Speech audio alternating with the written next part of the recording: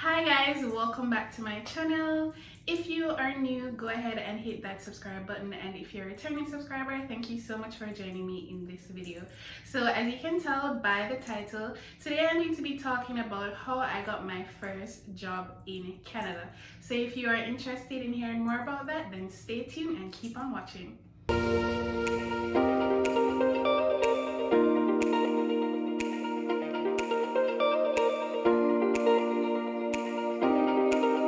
Okay guys, so let's talk.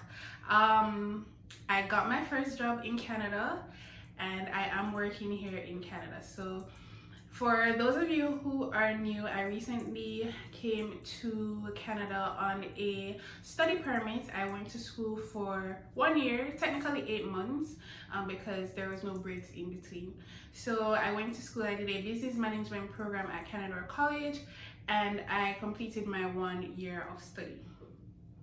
So I just want to talk about the whole process of what I went through, how long it took me to find a job, all of that, and just basically give you guys information and kind of give you guys an idea of what the work environment, the labor market is like here if you are coming, or if you're already here, just to give you sort of like an idea of what I went through, and hopefully it will kind of help you guys to sort of temporary expectations, or sort of, you know, just learn, because this is what this is. I want to put out videos of like my process, everything that I'm going through as I'm going through them, or you know, as soon as I can talk about it, then I want to put out videos so that I can help you guys. So let's just talk about it, right?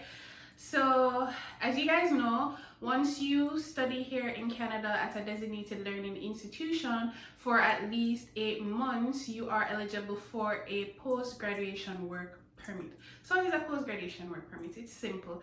It is a work permit that you get post-graduation. So once you're finished with school, then you are eligible to work up to 3 years. So how it works is, if you did a program that is 2 years or more, you will get a work permit that is valid for up to 3 years. If you only did a 1 year program, then you will get a work permit that is valid for 1 year. So a lot of people, their intention is to migrate to Canada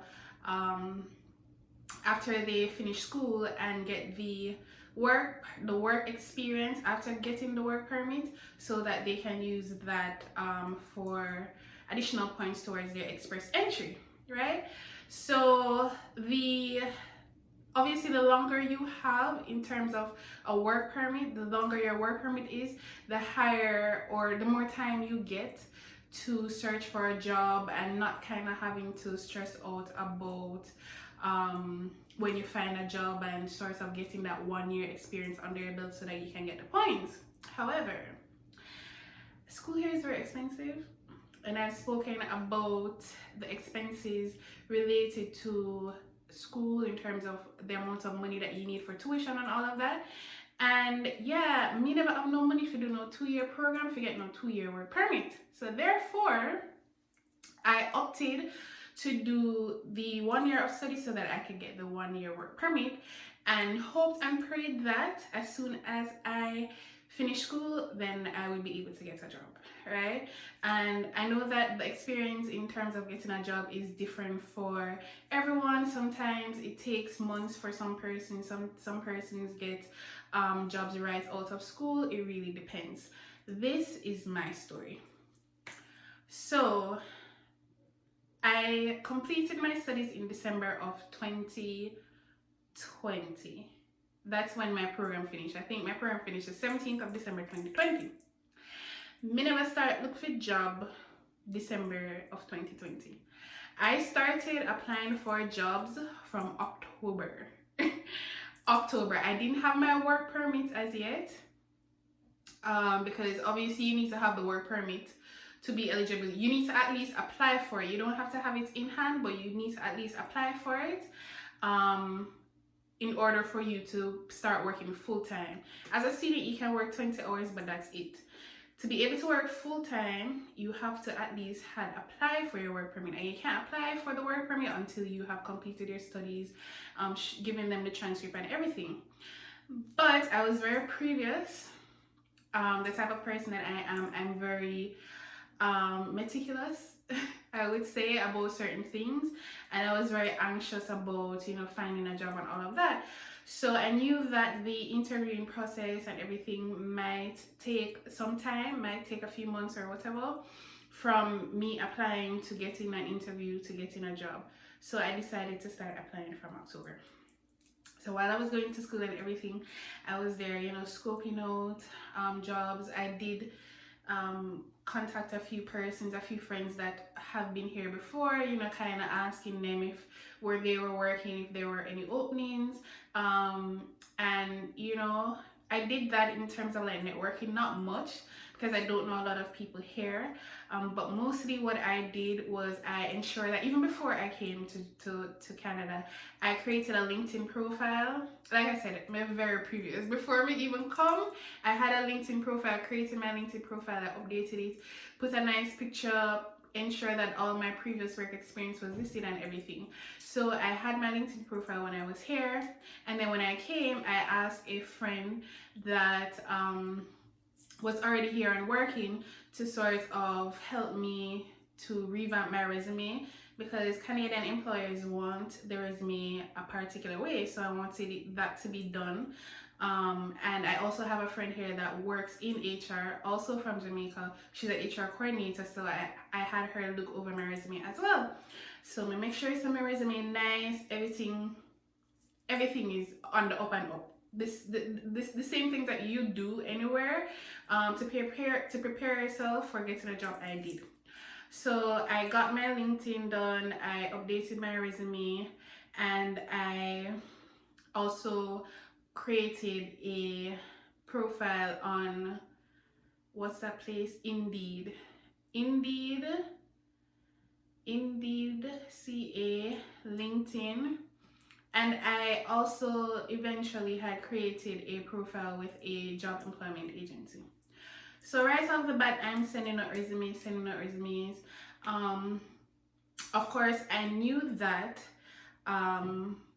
the position that I had back home was a supervisory position, but I knew that coming here, I couldn't expect to get a supervisory position. So I sort of lowered my expectations, still within the same field that I was in before, but sort of like an entry-level positions. So I said, okay, I'm just going to try to get in at an entry-level position and then hopefully work my way up. So that's where I started at. And of course, I had my own kind of parameters for the type of jobs and the amount of money that I was willing to accept, because coming from where I'm coming from, it would have been so difficult for me to take a certain amount of money and then, you know, there are still expenses that need to be paid for. So in a worst case scenario, of course, I would have taken anything, but I still had my parameters. So I sent out applications. I sent applications via LinkedIn. I sent applications via Indeed. And I did that for like a whole month, the whole month of October, probably leading into the beginning of November. I didn't hear anything back. I got a lot of rejections. You know, they reviewed kind of like the generic rejection emails to say that they reviewed their thing and they decided to move on and blah blah blah. Nothing really to say that anybody reviewed your application. I did get, I think in November, I got a request for an interview, and I was so excited. I was like, yes, finally I got a request for an interview. Remember saying, no, I'm gonna finish school, you know. What am I gonna tell these people? Them say I am a student, I can only work 20 hours now. So I was hoping that if I ended up getting an interview, what I would tell them was that my I'm finishing school in December, and hoping that they would be kind of considerate to say, okay, we will wait until you get your, what do you call it, work permit, and then you can start then. I don't know why I thought that anybody would be so considerate as to do that for me. So the day I had the interview, it was a telephone interview, sort of just like an initial thing, so that we don't waste each other time, right? It was with a bank, and they called me, went through some preliminaries, and then he asked me what my status is, and I told him that I'm a student, I do have my work permit as yet, but da da da da. And he was like, basically, it doesn't make any sense we continue this conversation because you can't start working. And the thing about it is that the start date for that job wasn't even until like in December anyway. So him could have waited, but he was like, oh, like he told other applicants that the start date is XYZ, so him can't push it back just for me. So I was like, okay. And I started to feel a little bit deflated because I'm like, what if I got more interviews and other employers were just, you know, just because I didn't have the work permit as yet. And I refused to wait until I got the work permit because I was feeling like it would take too long for everything to go through, and I wanted a job as soon as me done school because my study permit was gonna expire. I got a shorter time on my study permit than others. It's gonna expire by a certain time, and then once the work permit starts, once you apply for your work permit and it starts, that's where your year starts, and you want to get the 1 year full work experience to be able to get that amount of points to apply for express entry. So that's why I was trying to be like very previous about applying for jobs. But anyway, you know, I was disheartened, but I kind of just ramped it up. I just sent out more applications, and then by the end of November into December, girl, I started to get requests for interviews, for telephone interviews. So the process here in Canada for interviews is like very long and very drawn out. It's not like Jamaica where you're going for maybe a one interview and possibly a second interview and then same day you find out if you get the job or whatever. Nah, bro. The more you do phone interview, the more you do online evaluation, then the more you do interview with it's like face-to-face interview. Well, no, not face-to-face because of COVID, but Zoom interview with HR manager, and then if the HR manager like you, then they schedule another interview for like the operations persons that are more directly related to what you're going to be doing. So by the time I was so tired of interviews. Like, I was grateful, but I was tired. I was like, Jesus Christ, like, why is it so long? And some of the questions when I'm asked is like, no make no sense. So eventually I ended up doing interviews for 2 employers. One that the initial interview went really well, and I was like, yes, like these are people, perfect, work from home, like I like it in my field, all of that. That was the first interview I'd done with them, so they scheduled a second interview. And I was like, yes, these are the people. By the time you did the second interview, the second interview was with other people that I never spoke to or anything, and it was via Zoom. And we never liked them vibe. They came on the interview and is like, they were talking over me. So they knew each other, and like they came in the Zoom and they automatically just started talking to each other like, hey Ben, oh you were on holiday, how was your holiday? And the man talked about him girlfriend and all that. I'm like, is this an interview? Like they were completely ignoring me until them did good already, and they're like, oh hey, hi Rasheen. Like I'm like, I never like that.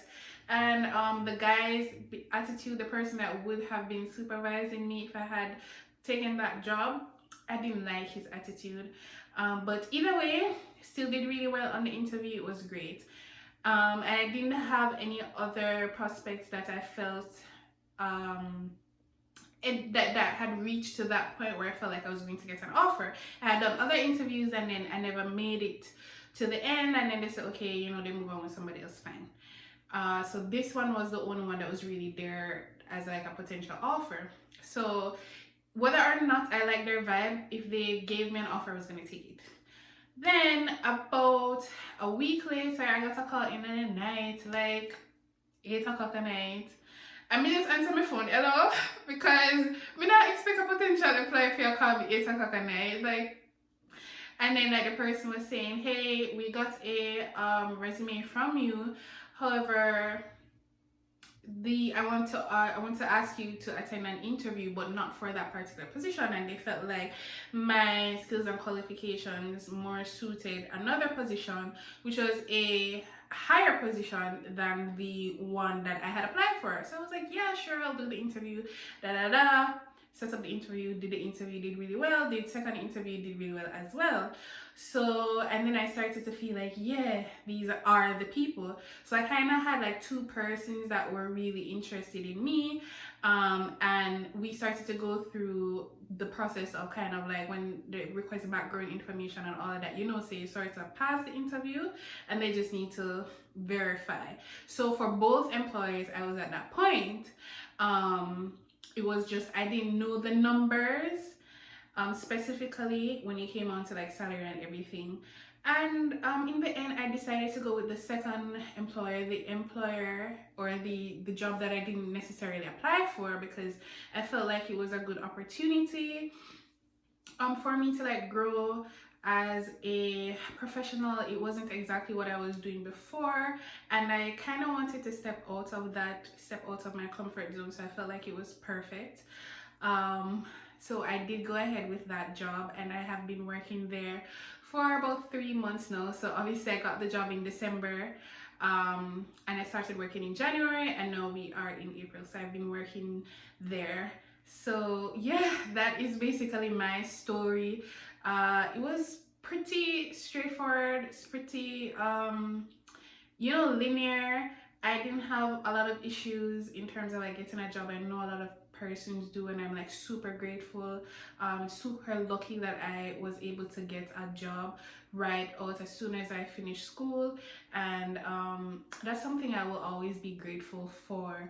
So that was basically my experience, and yeah, I am working now. Of course, it is not without its challenges, as with anywhere you go, because you have cultural differences. There are things that I am trying to get used to, traveling and all of that. So it has been very interesting, but still lovely for the most part. And yeah, I just wanted to let you guys know that that is where I am now, in terms of my whole process and everything that has been going on. I will be doing another video, sort of like tips on how I believe that, you know, if you're here, you're looking for a job, certain things that I feel like you can do to assist you in, you know, getting something. I know that we're in a pandemic right now and everybody feels like there's no jobs. There are jobs, but you just have to go about it in a particular way, right? And so I will be doing a video sort of detailing exactly some of the things that I did, some tips that I felt like helped me land a job, and hopefully they will be able to help you too. So I hope you guys enjoyed this video, and yeah, if you guys like it, don't forget to don't forget to subscribe and share it with your friends as well. I am really trying to grow my channel, and I would love it if you guys would just share the videos when you watch them, like, subscribe, tell your friend, and send them over to my channel. And with that being said, bye guys.